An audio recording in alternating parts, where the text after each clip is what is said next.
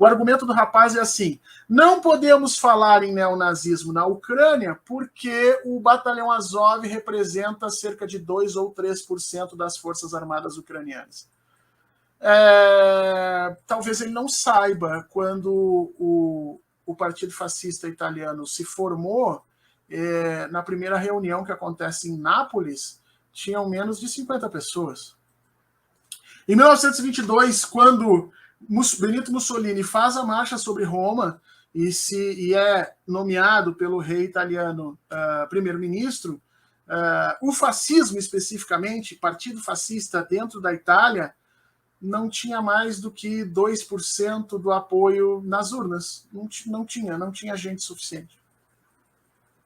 Ou seja, há uma característica interessante nesses movimentos nazistas, nesses movimentos fascistas, que é exatamente que o número das pessoas que se declaram, não pode ser utilizado como base para você compreender efetivamente a sua projeção política e a sua força.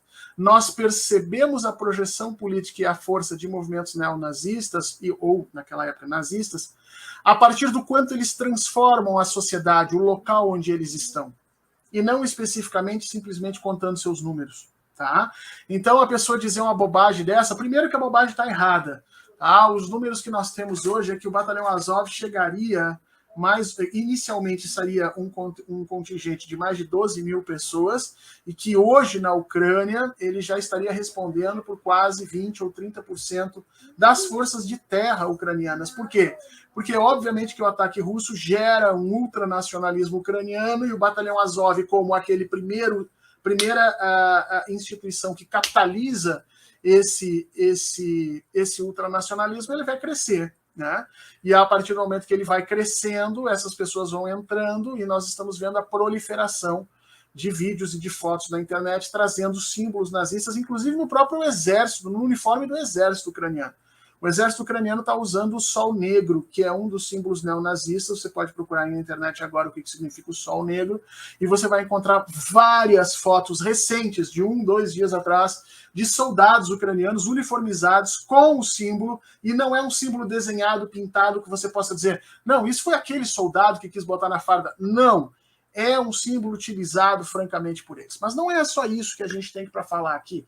Quando a gente faz a análise a respeito de uma determinada sociedade, ou de um determinado grupo, ou uma instituição, se ela tem ou não tem a posição fascista, a gente acaba olhando várias coisas. A simbologia que ela usa, os termos que ela coloca, quais são as ideias que estão por trás do seu discurso, qual é a prática política que ela estabelece, como é que ela se relaciona com o diferente, como é que ela se relaciona com o oposto, como é que ela se relaciona com o processo de liberdade de expressão, como é que ela se relaciona com o processo de democracia.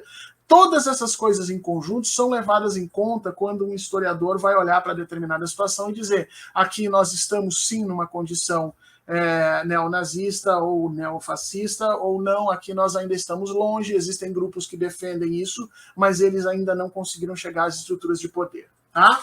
Então, esses argumentos toscos de dizer, mas o Azov é só isso, mas o Azov é só aquilo, procura lá nas minhas redes sociais, tá? Tem um link que eu fiz agora há pouco não, no meio da tarde, onde eu falo disso, e aí eu faço um link de uma thread de um rapaz em língua espanhola chamado Dani Mayakovsky. Certamente esse não é o nome dele, Mayakovsky é o nome de um poeta clássico na Revolução Russa e tal, mas ele no YouTube ele se chama Dani Mayakovsky, ele tem uma thread gigantesca, mas gigantesca, gente, deve ter uns 40, 50 tweets, cuidado para não se perder, onde ele deve ser pesquisador disso, tá? Porque ele tem muito material empírico.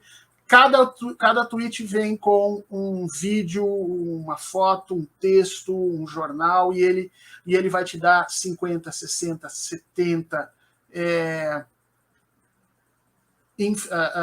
indícios, e fortes indícios, de que a estrutura neonazista na Ucrânia já é parte daquela sociedade. Inclusive tem vídeos de, olha só que interessante, peças teatrais de escola, e a forma como eles representam os judeus, a forma como eles representam os negros. Tá?